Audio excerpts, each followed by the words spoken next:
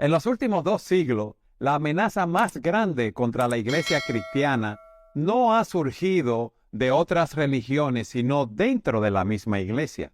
Es el peligro de la teología liberal, la cual se hace pasar por cristiana, pero niega prácticamente todo lo que enseña la palabra de Dios. Y estad siempre preparados para presentar defensa con mansedumbre, y ser así, entendidos de los tiempos. Jubel, ¿qué es eso de la teología cristiana, teología liberal? Háblanos de eso. Bueno, si es liberal, evidentemente no puede ser cristiana, y eso es una de las cosas que vamos a hablar aquí. Pero como hablábamos fuera de cámara, Eduardo, la Biblia ha sido atacada por el diablo, por el enemigo de nuestras almas, desde el huerto del Edén. Desde que el Satanás le dice a Eva, con que Dios os ha dicho, él estaba poniendo en duda la integridad de Dios, estaba poniendo en duda la integridad de su palabra. Así que ese ataque ha sido sistemático a través de los siglos, pero ya cuando hablamos de el liberalismo teológico, lo que conocemos como el movimiento de teología liberal, es un movimiento que surge prácticamente a principios del siglo XX, finales del XIX, principios del siglo XX, porque luego de la Primera Guerra Mundial, el mundo quedó muy fragmentado. Y muchos se preguntaban cuál es el papel que debe jugar la Iglesia de Cristo para poder reconstruir esta sociedad que ha quedado devastada. Sí. Y algunos decían, bueno, sea cual sea el papel que la Iglesia cristiana va a jugar en esa reconstrucción de la sociedad, indudablemente la doctrina debe jugar un papel fundamental. En otras palabras, estos creyentes entendían que no podemos hablar de cristianismo sin hablar al mismo tiempo de las doctrinas esenciales que definen nuestra fe.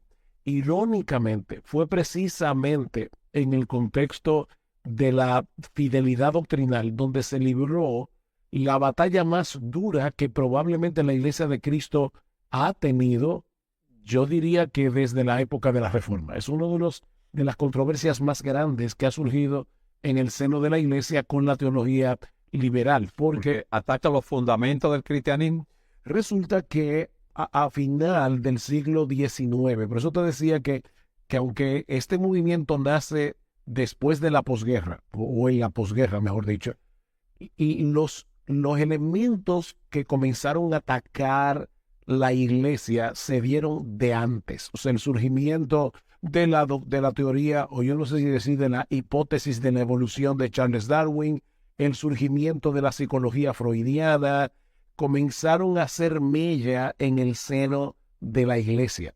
Y a muchos les parecía que si nosotros seguíamos defendiendo el nacimiento virginal del Señor Jesucristo, su deidad, la doctrina de la Trinidad, de la inspiración e inerrancia de las Escrituras, la resurrección corporal del Señor Jesucristo, el cristianismo iba a perder su bagaje intelectual o su reputación intelectual. O sea, en un mundo donde el intelecto parecía ser una amenaza para nuestra fe, muchos llegaron a pensar que la única forma de salvar al cristianismo era liberarlo de todas esas doctrinas tradicionales, por eso es que se llama liberalismo. O sea, era una forma de liberar al cristianismo de esas doctrinas fundamentales, de manera que el cristianismo se adaptara mejor al mundo moderno, y es por eso que muchos usan como sinónimo de liberalismo el término modernismo.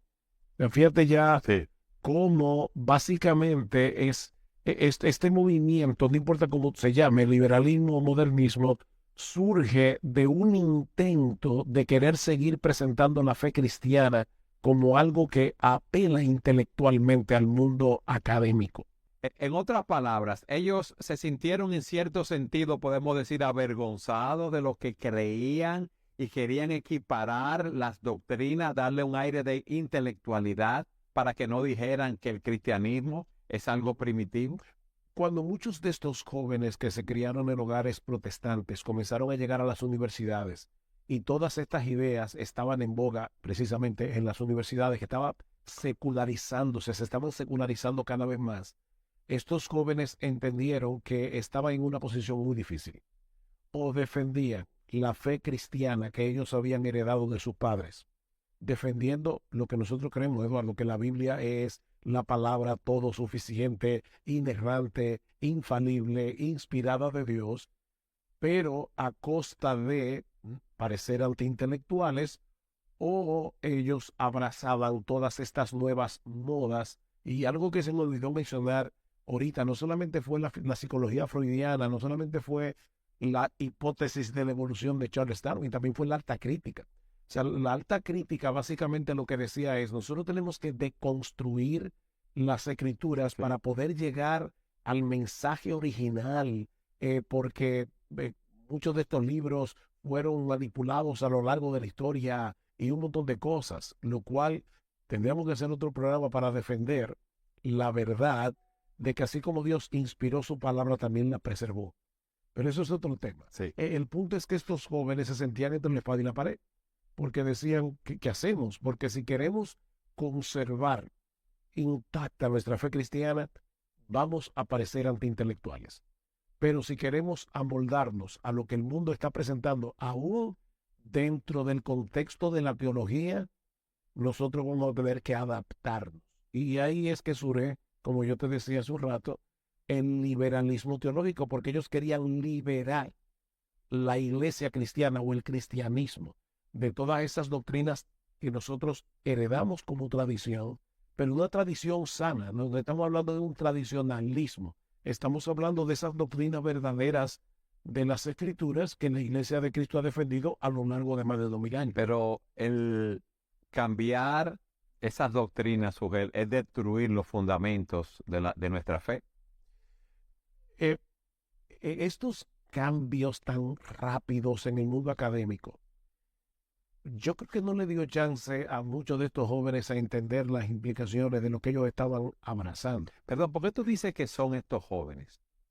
Bueno, porque el impacto de esto se dio primero que todo en las universidades. Pero ahí habían profesores cristianos y personas, muchas de esas universidades fueron fundadas por profesores cristianos. Y seguramente muchos de esos profesores, no solamente en universidades, sino también en seminarios, abrazaron el liberalismo teológico, como sucedió con el seminario de Princeton, que era un baluarte de la verdad en una época, y sin embargo un grupo como Gresham Machen y otros teólogos tuvieron que salir del seminario de Princeton para fundar el seminario teológico de Westminster como una respuesta al liberalismo y defender la fe cristiana.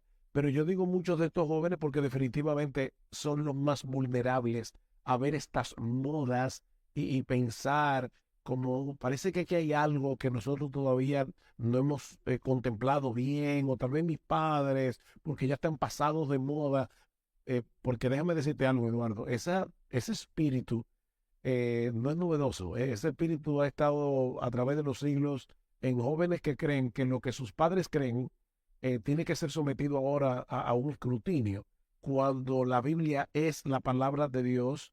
No importa la edad que tú tengas. O sea, tú puedes tener 90 años de edad y la Biblia es la palabra de Dios. Y puedes tener 15 años de edad y tener una mente inquieta y la Biblia sigue siendo la palabra de Dios. Pero estos jóvenes fueron arrastrados por ese tsunami ideológico. Y yo no sé si tú estás pensando lo mismo que yo al hablar de esto. Y es que esto no pertenece a principios del siglo XX. Eso es lo mismo que nosotros estamos viviendo en el día de hoy. Porque muchos de nuestros jóvenes, Eduardo, en las iglesias, van a las universidades y escuchan hablar de todas estas ideologías y de la agenda globalista y de que el cristianismo es homofóbico y del movimiento feminista y del movimiento LGBT. Y algunos jóvenes comienzan a dudar si nosotros no estamos un poco atrasados en lo que respecta a estas cosas y si deberíamos tal vez adaptar la fe cristiana para poder dar una respuesta más contundente. Y eso fue exactamente lo mismo que sucedió a principios del siglo XX. Así que no hay nada nuevo debajo del sol. A mí me gustaría que tú nos explicaras de una manera más detallada cómo esto se ve en el día de hoy.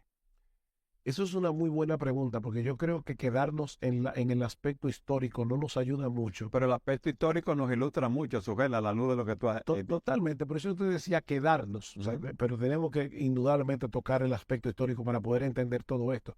Pero quedarnos ahí en el pasado no nos ayuda mucho a entender los retos que la iglesia cristiana está enfrentando en el día de hoy. ¿Cuántas iglesias han abrazado la mentira de que el hecho de decir que la homosexualidad es pecado, eso es homofóbico y por lo tanto nosotros tenemos que ver cómo reinterpretar los textos de las escrituras que parecen condenar la homosexualidad? Entonces vamos a reinterpretar todo eso para poder parecer más actualizados a los ojos del mundo. Pero Eduardo, al final de cuentas, eso es una alta traición a la fe cristiana. Y de paso, por si acaso, mencioné el tema de la homosexualidad porque es un tema que ahora mismo está muy candente, pero es importante entender que los cristianos, los verdaderos cristianos, que de verdad se amparan en la Biblia, no deberían ser homofóbicos. Nosotros condenamos la homosexualidad porque es un pecado que atenta contra la santidad y la justicia de Dios y que le hace un daño horrible a las personas que practican ese pecado. Así que el hecho de querer denunciar esto y el hecho de poder ayudar a personas que practican el pecado de la homosexualidad es realmente amarlos. Ahora, yo quiero dejar claro, Eduardo, que yo creo que un homosexual que no se arrepiente de su pecado va a terminar condenado en el infierno, y un heterosexual que no se arrepiente de sus pecados y no cree en Cristo va a terminar en el mismo lugar. Por eso tú dices que es un llamado de amor el que se hace. ¿Por qué? Exactamente. Porque como dice la Escritura, todos somos pecadores y todos estamos condenados y necesitamos confiar en Cristo como nuestro Salvador y ampararnos en su gracia, Sujel. Entonces, volviendo a tu pregunta, ¿qué fue lo que los liberales de principios del siglo XX atacaron? La autoridad de las Escrituras. Hablamos de la inspiración en el sentido de que nosotros creemos que la Biblia es la palabra de Dios. Dios inspiró a los autores bíblicos para que escribieran su palabra. De manera que cuando nosotros leemos la Biblia, estamos leyendo cierta y verdaderamente la palabra de Dios. Pero cuando yo entiendo que la Biblia es la palabra de Dios, también me doy cuenta que la Biblia es autoritativa. Es mi máxima autoridad. Y eso fue lo que los liberales del siglo XX atacaron, y es lo mismo que están atacando los liberales en el día de hoy. Sujel, eso es como si el maligno hubiera tomado una cabeza de playa, como se dice, para llevar toda esa doctrina, porque esos liberales entonces no eran cristianos. Claro, están negando los fundamentos de la fe. Indudablemente, ¿cómo tú puedes ser creyente si tú niegas que Jesucristo es Dios, o si tú niegas la expiación de Cristo en la cruz, o sea, que Él nos sustituye en la cruz y paga por nuestros pecados? Si tú niegas la resurrección, Pablo dice, si negamos la resurrección, vana es nuestra fe, aún estamos en nuestros pecados. Así que no se puede ser cristiano y negar esas verdades fundamentales de las Escrituras. El problema, Eduardo, sigue siendo el temor a los hombres. O sea, yo quiero parecer respetable intelectualmente a los ojos de la sociedad, porque de ser así yo voy a terminar torciendo las Escrituras. Porque muchas de estas cosas, con el rápido avance del secularismo, muchas de estas cosas no parecen ser intelectuales. Que de paso, yo creo que bueno también traer aquí una advertencia.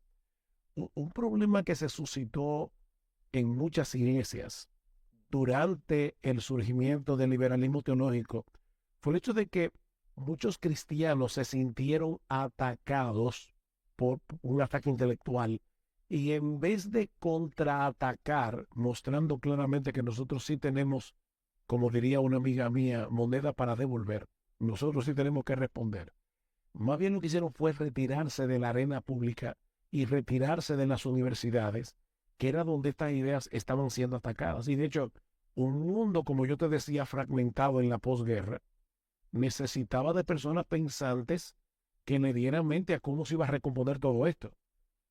Muchos cristianos, lamentablemente, Eduardo, abrazaron un anti-intelectualismo que le hizo mucho daño a la iglesia durante principios mediados del siglo XX. Entonces no podemos volver a caer en ese error. ¿Pero qué pensaban ellos? Que apartándose de esos lugares universidades, centros de enseñanza. ¿Qué van a conseguir? ¿Fue como una protesta? No, ¿Qué? no, que la única forma de proteger a sus hijos, sobre todo, era creando una especie de subcultura evangélica que no supo distinguir lo que era separarse del mundo que aislarse de la sociedad. Porque ciertamente, Eduardo, la Biblia nos llama a una separación. Nosotros fuimos comprados por precio, somos del Señor, no somos del mundo. Pero estamos llamados a ser sal y luz. No podemos. Pero estamos en el mundo, no nos podemos aislar. Entonces, una cosa es separarme de este sistema pecaminoso del mundo y otra cosa es aislarme de la sociedad. Y eso fue lo que sucedió a principios del siglo XX y yo creo, Eduardo, que ahora en el siglo XXI nosotros no estamos exentos de cometer ese error. Así que aquí tenemos dos extremos que debemos evitar.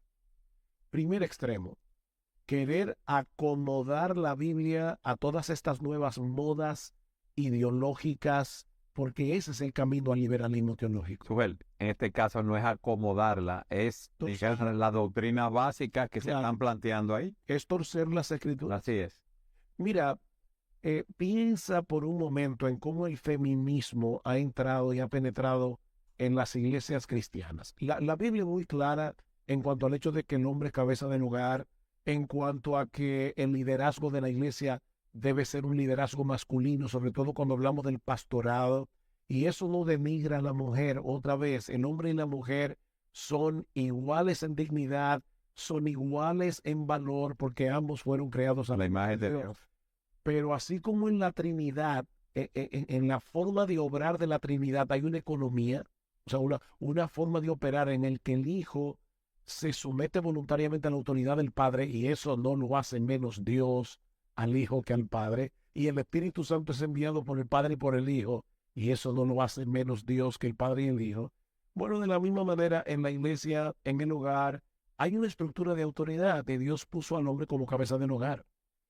Pero ¿qué pasa en el día de hoy? Que el feminismo que comienza, nosotros hicimos un programa hace mucho sobre el movimiento feminista con Simone de Beauvoir, con Betty Friedan, eso penetra en la iglesia, sobre todo a través del Concilio Mundial de Iglesias, y para la década de los 70, la influencia del feminismo en la iglesia ha sido brutal, muy fuerte, monumental.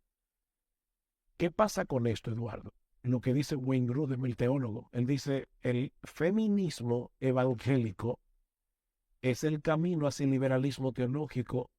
¿Por qué? Porque otra vez, para tu poder defender tu postura feminista dentro de la iglesia, tarde o temprano tú vas a tener que comenzar a torcer textos que están muy claros en las Escrituras, como 1 Timoteo capítulo 2, versículo 11 en adelante, donde Pablo dice, Dios creó primero a Adán y luego a Eva, Sí. y puso a Adán como el maestro, el que debía enseñarle a Eva la palabra de Dios que él recibió directamente del Señor. Sin embargo, ¿qué fue lo que pasó en el huerto del Edén? Que Satanás pasó por alto la autoridad de Adán y fue directamente a Eva. Y es Eva la que arrastra a Adán a seguir en el pecado. Y Pablo dice, noten lo que sucede cuando la mujer asume un liderazgo que no le corresponde, porque eso fue lo que sucedió en el huerto del Edén. Así que esto no es un asunto cultural. Esto no es porque en el primer siglo, en la sociedad grecorromana, la mujer estaba...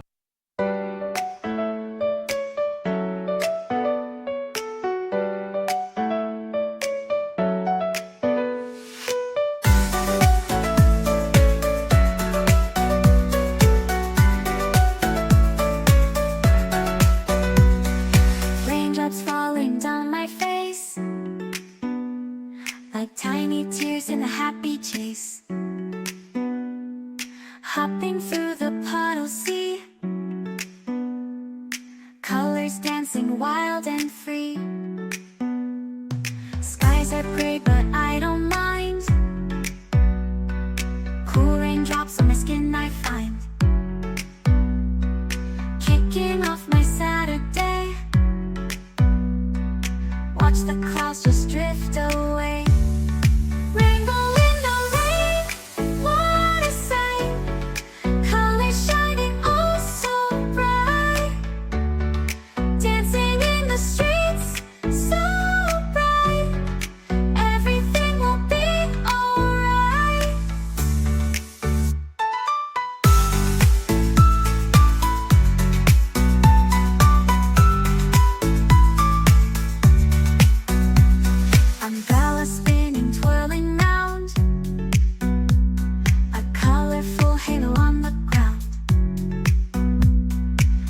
music playing on the sand. Skipping beats, the heart will sway. Feel the world come out to play. Lightning cracks, but don't you fear. Magic shines when skies are clear. Raindrops whisper secrets true. A hidden beauty shines right through. Rainbow in the rain, what a sight. Colors shining oh so bright. Dancing in the streets, so bright. Everything will be alright. Raindrops falling soft, peeks through. Rainbow magic, me and you. Smiling faces, hearts, alright. Everything will be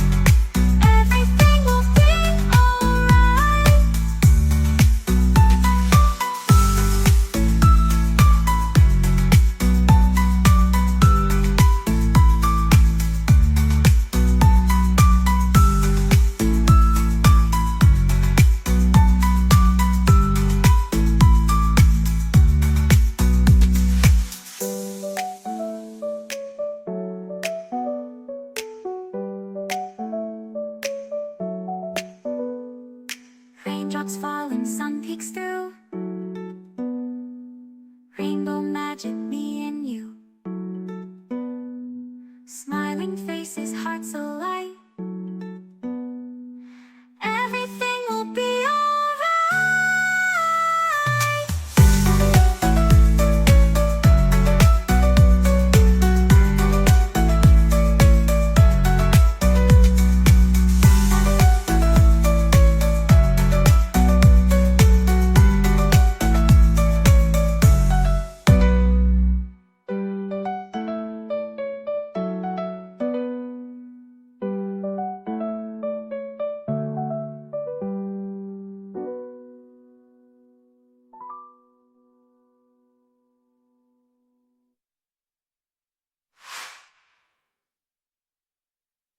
Subyugada por el patriarcado. No tiene Eso fue nada que ver. un diseño de creación, Sujel. Es un asunto teológico, tiene que ver con la creación y tiene que ver con la misma Trinidad y cómo funcionan las tres personas de la Trinidad en su obra de redención en el mundo.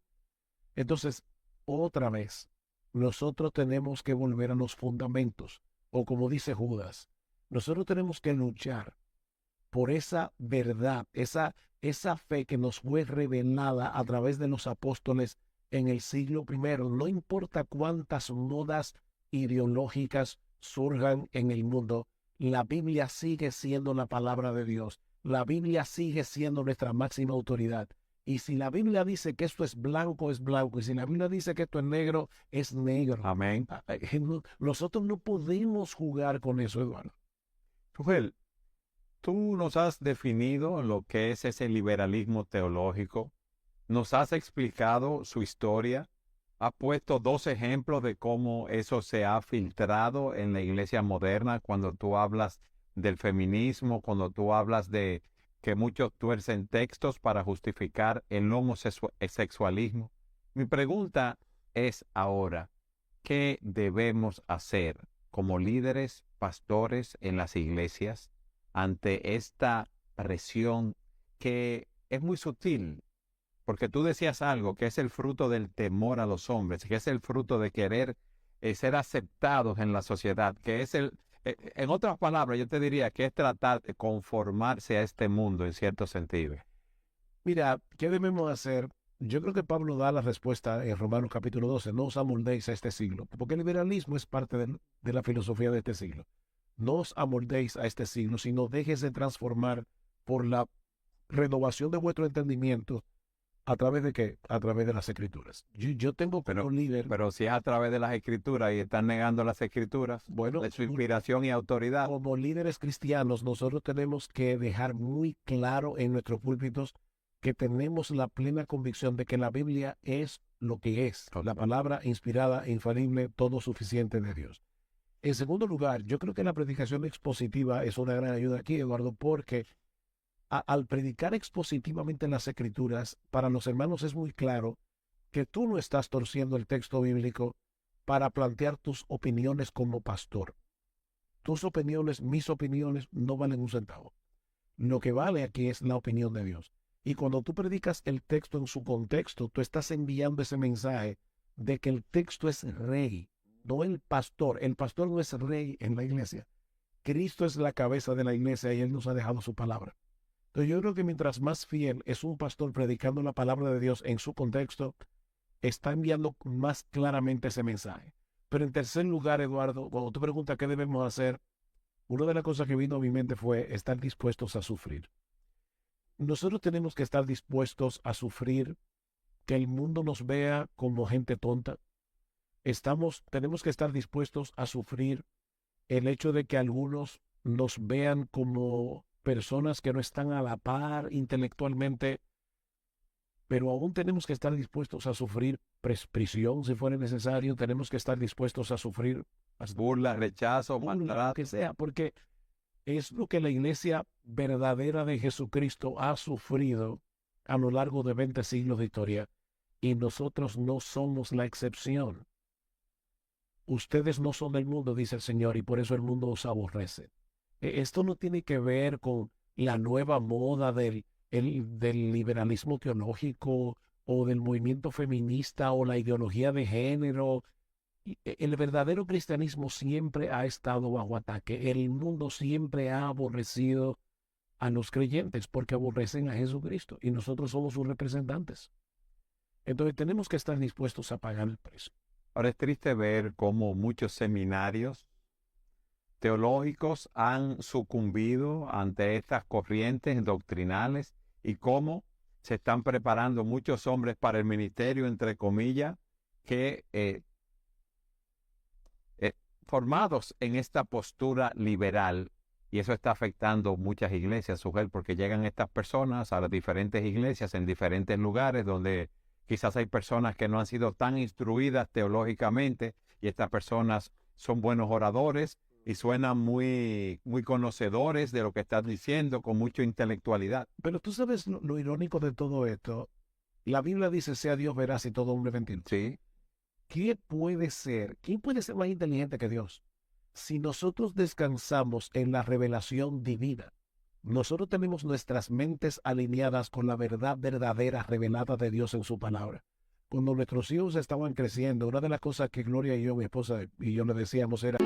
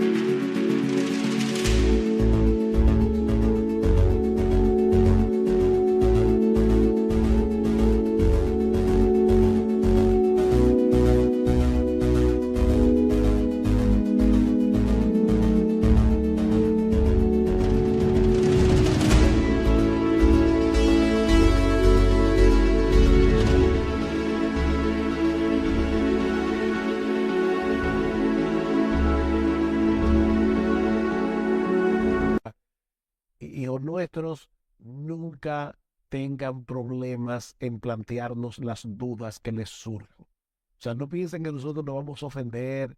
Digan cualquier cosa que a ustedes les preocupe, cualquier duda que les venga con respecto al cristianismo. Y una frase que yo les repetía mucho a mis hijos era: la Biblia aguanta cualquier ataque intelectual.